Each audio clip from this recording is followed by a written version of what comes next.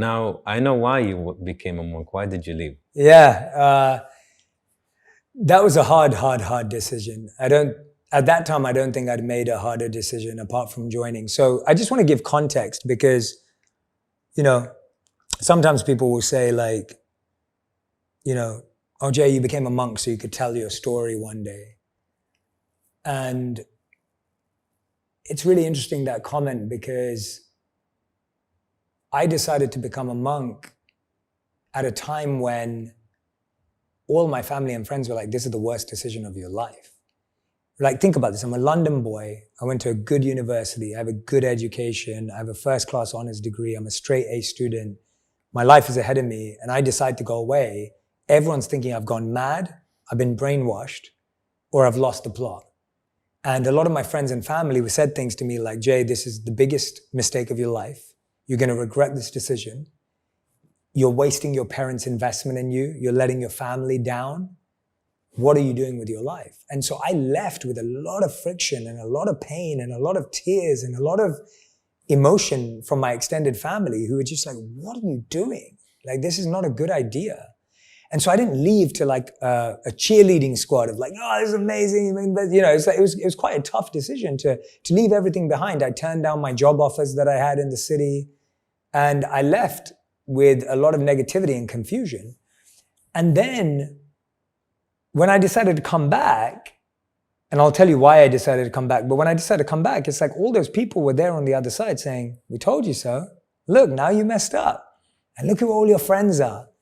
All your friends have got promoted, they got apartments, they're getting engaged, they're getting married. Look at you, look where you are. You're 3 years behind everyone else.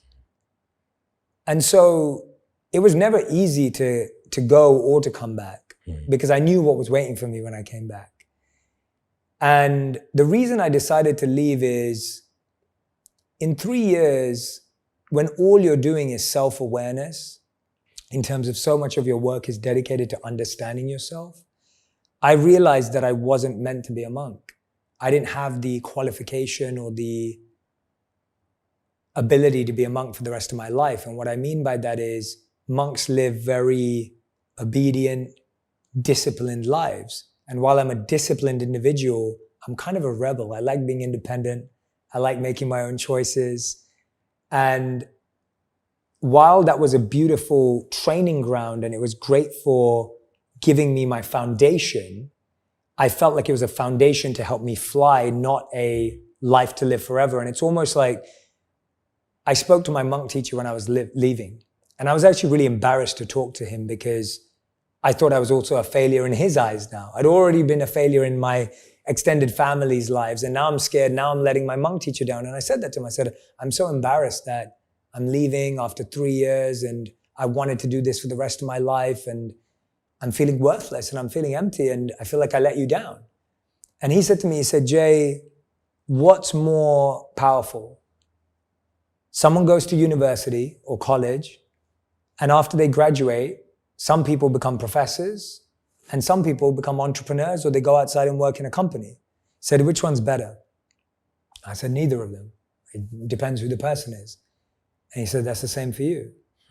He said, you came to university, you got your 3 years, and now you've just got to go and use what you learned here and share it with the world. He said, but you don't have to stay here to make it a success. And that was such a freeing mindset. And so the reason I left was I realized I wasn't a monk. In the rules, in the obedience, in the lifestyle, you live communally.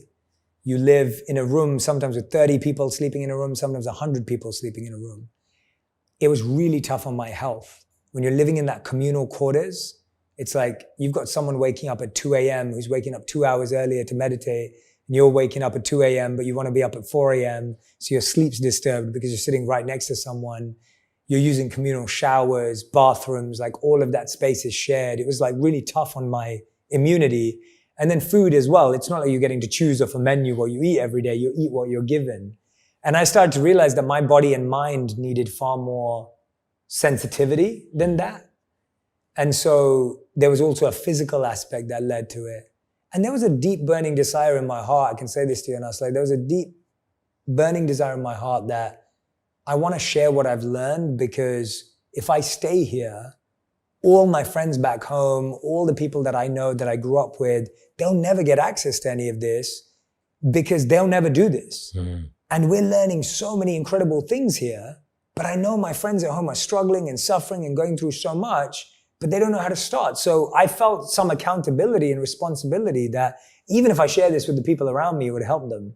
And I had a desire to share it further, but I never imagined it would get to where it is today. I never in a million years thought it would be where it is today, but I had that. And all those three reasons made me very clearly convinced that I would regret it if I didn't leave, even though I was going to go back to no job, $25,000 worth of debt because of my student loan, moving back in with my parents who don't have a lot anyway, and having to figure it out from scratch.